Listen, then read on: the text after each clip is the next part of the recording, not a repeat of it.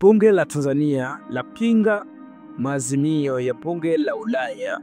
Bunge la Tanzania limepinga vikali baadhi ya maazimio yaliyotolewa na Bunge la Ulaya kuhusu masuala ya kisiasa na kijamii ya ndani ya nchi, likilenga hasa hoja ya kutambua penzi la jinsia moja.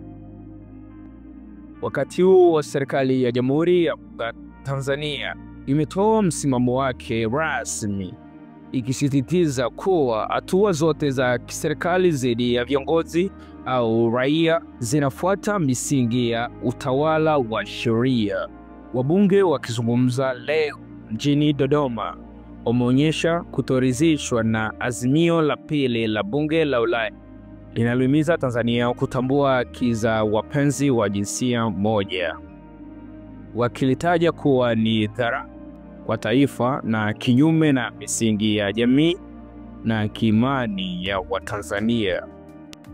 Mbunge wa Biharamulo Magharibi Ezra John Chiweleza alisema yalitolewa maazimio 6 kwa ajili ya serikali ya Tanzania, na moja ya azimio ni kuhusu Tundu Lissu. Hiyo sina shida nayo, kesi iko mahakamani, lakini ipo azimio namba 2 la kutambua haki ya mapenzi ya jinsia moja.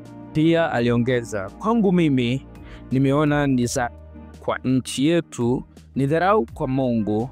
Hatujafikia hatua ya kudharaulika kiasi hiki, tuandikiwe na watu sasa kwamba tutambue haki za mapenzi ya jinsia moja.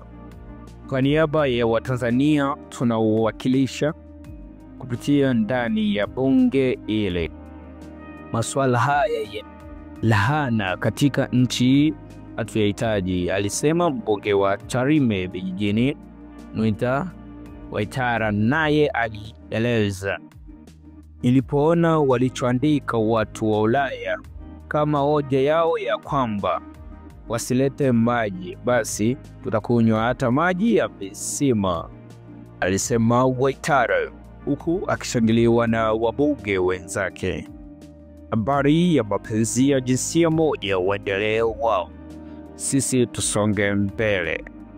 Naamini serikali ya Chama cha Mapinduzi na sisi wabunge makini hatuwezi kuunga mkono upuuzi wa namna hiyo. Hapa ni Kakabenja TV. Wasisahau subscribe, like, comment and share. Follow us on Instagram, Facebook, TikTok, X, Kakabenja TV. KBTV Online, Baklasi.